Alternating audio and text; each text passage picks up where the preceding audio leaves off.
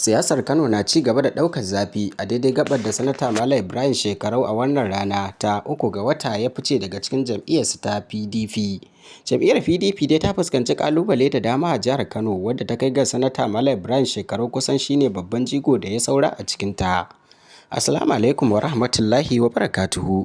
Barkanmu da wannan lokaci, sannunmu da sake kasancewa da ku a cikin wani sabon sharhi da al'amuran yau da kullum da ma lamari da ya shafi siyasar jihar Kano.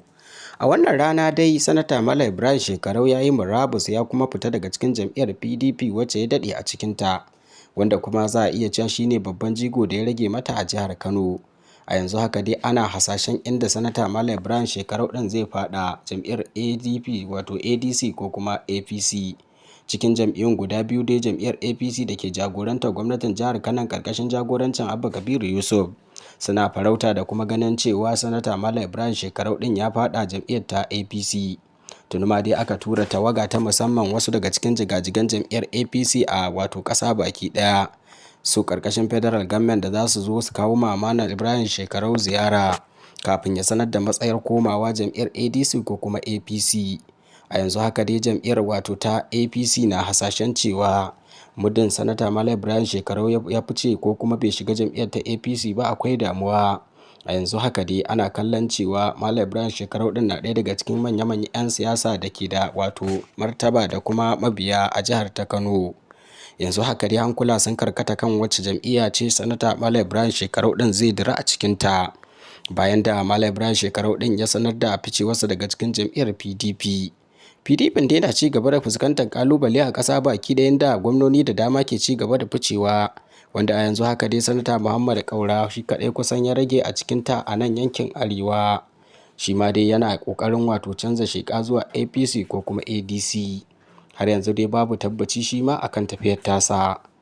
Batu kuma akan Sanata Malam Ibrahim Shekarau, jam'iyyar APC a ƙasa baki ɗaya ta yi nazari da kuma turo wakilai domin kawo ma Malam Ibrahim Shekarau wato ziyara ta musamman, da kuma tuntuɓa don jin ra'ayinsa dangane da batun shiga jam'iyyar ta APC. A yanzu haka dai masana na kallon cewa jam'iyyar ta APC a yanzu haka tana ci gaba da wato nema da kuma samun haɗin gwiwa da kuma wato haɗin kai a daidai gaba da take ƙoƙarin fidda mataimakin gwamna da zai maye gurbin Kwamarar Aminu Abdulsalam Gwarzo.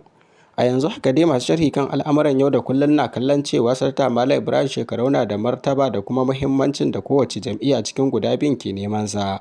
Wasu na kallon cewa Malam Ibrahim Shekarau ɗin na da kyakkyawar alaƙa da Sanata Injiniya Dr. Rabi'u Musa Kwankwaso. Wasu na kallon cewa da alama da kuma yiwuwar ya koma jam'iyyar ADC.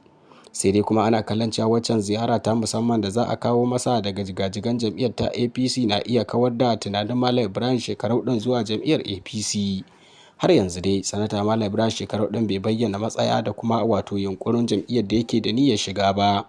Sai dai ya sanar da wato fitarsa ko kuma wato a dawowa daga rakiyar ita jam'iyyar ta PDP, wacce ita ma ta ci gaba da fama da rikice-rikicen cikin gida. Kuma irin wannan rikicin ne ake tsoron wato idan ya shafi jam'iyyar ADC na iya kasara ta tun ba a je ko ina ba. A yanzu haka dai abin a jira a gani shine Sanata Malam Ibrahim Shekarau ɗin wacce jam'iyyar zai shiga cikin jam'iyyar APC ko kuma ADC. Don haka ake ta sauraron wato waccan tawaga da za ta shigo domin kawo ma Malam Ibrahim Shekarau ziyarar. Kuma ana ganin cewa mai bi kafin zuwan tawagan ne zai sanar da matsayarsa wato ta komawa jam'iyyar APC ko ADC. A ganin ku wacce jam'iyyar ce ta fi dacewa da Sanata Malam Ibrahim Shekarau tsakanin ADC da kuma jam'iyyar APC mai mulkin jihar Kano? Ku bayyana mana ra'ayinku.